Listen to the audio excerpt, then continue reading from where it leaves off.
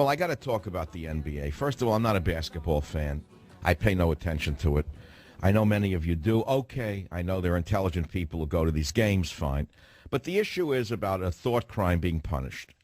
That's what happened. This is the Clippers owner, Donald Sterling, who made horrible statements in private, on a phone, illegally recorded by some dirtbag, post-op looking transvestite type. And I have nothing against post-op transvestites, but, I mean, it shows you the man's judgment is shot. I told you that my professor, when I was earning my higher degree, said to me the first thing that goes in older people is their judgment. I mean, for God's sakes, look at what he picked for a girlfriend. What did he expect to happen? That's number one. But that's not the issue. He made a statement about don't bring African-American men to my Clippers games. Okay. Illegal? No. Offensive? Yes. In private? Yes. So he was suspended now. He's the owner now. Suspended for life and imposed a $2.5 million fine. So number one, he's going to sue.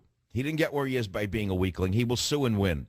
There are no grounds in the rule books, by the way, to suspend them so far as I can tell. I don't know the rules, but hey, listen, let me tell you something else. You know how these things work, don't you? Because tomorrow this is going to bite you in the behind.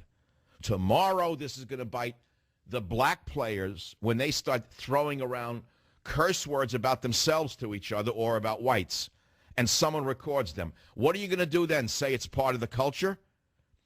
Be careful with what you ask to happen to others because it will happen to you. Same thing with sanctions against Putin. I told you they'd boomerang.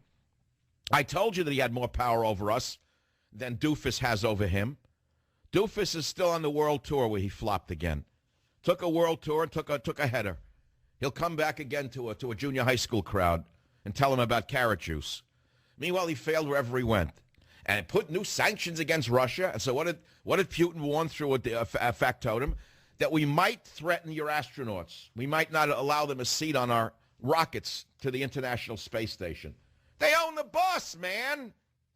They own the bus because Doofus eliminated NASA's shots up into space.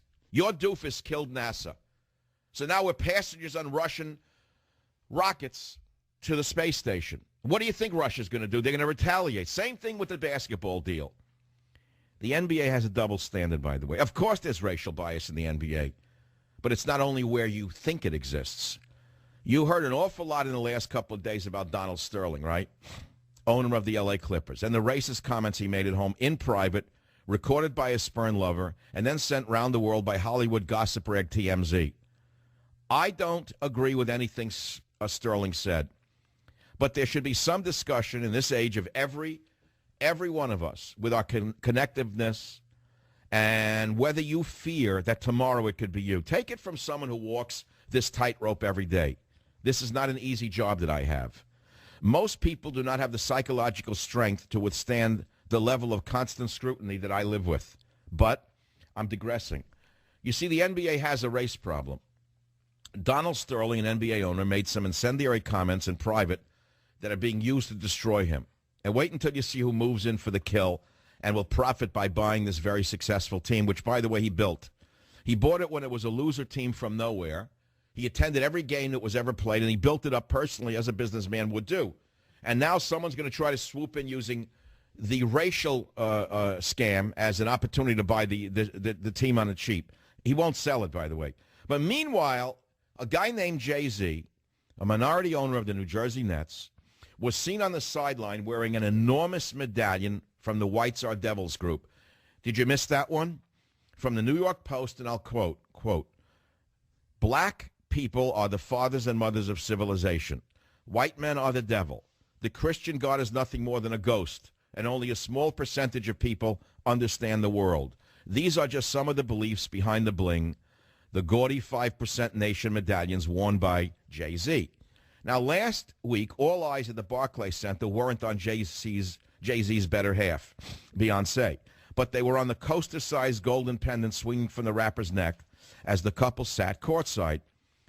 Asked if the group's symbol, an 8-pointed star with the number 7 in the middle, held any meaning for him, the rapper shrugged, "A little bit." So what exactly do 5%ers believe? Quote, Michael Muhammad Knight, an author of 2 books on the radical group, says, quote, "The rationale is that the black man is God and created the universe and is physically stronger and intellectually stronger and more righteous naturally, close quote. It goes on, their belief system. Quote, whiteness is weak and wicked and inferior, basically just an errant child who needs to be corrected, close quote. Well, I didn't say anyone should ban Jay-Z from wearing that medallion. If he wants to wear a swastika, he could wear a swastika to the basketball court, right? You'd find that offensive, but you don't know what's on his little medallion, do you? Because you're too stupid to ask, right? Charles Barkley, who's another dunce, says, quote, we could not have an NBA owner discriminating against a league that's, we're a black league, quote. Really? They're a black league? Well, Charles Barkley was always missing a few brain cells. I once had an interchange with him. He came away looking like the, let us say, sports figure that he is. He certainly didn't have the intellectual horsepower that he pretends to have. As someone who doesn't judge people based on their race or skin color, I, Michael Savage, must profess to being very, very upset here. Black basketball stars say that the white honky racist owner has to leave over some stuff his twisted ex recorded on him at home, right? While other owners who happen to be black show up at games with, quote, whites are devils bling, and no one says anything. So a few questions. How do you feel about a world that you're living in where your private thoughts can be used against you? How do you feel about racism being used as a tool against white people and never against people of color? Let me tell you this. Racism is inherent in the human condition. It will never, ever be ruled out. If you look at the animal kingdom and you look at the human kingdom, which is part of the animal kingdom, there is always separation between types. There's a great little movie about parakeets. I think they're parakeets. I think the wild parakeets of Telegraph Hill. I don't want to go into a long-winded detail. I look at these birds outside my window in the city. Hundreds and hundreds of them evolved from a pair that was caged and left out wild 20 years ago. There's hundreds of them now, and most of them look alike. Some of them come from Colombia, some from Venezuela, some from Argentina. And some of these birds look alike to you, but they have slightly different feather color. And guess what? They're ostracized by the other birds. The birds will not mate and will not associate with birds of a different feather. That's the way the animals work. You say, well, we're not animals. We should be different. Well, okay, go to China and tell 1 billion people they shouldn't be racist. Ask them what they think about other races. The same to Japan. Go to Japan and tell them they shouldn't be the insular nation that they are. You don't see too much immigration in Japan, do you?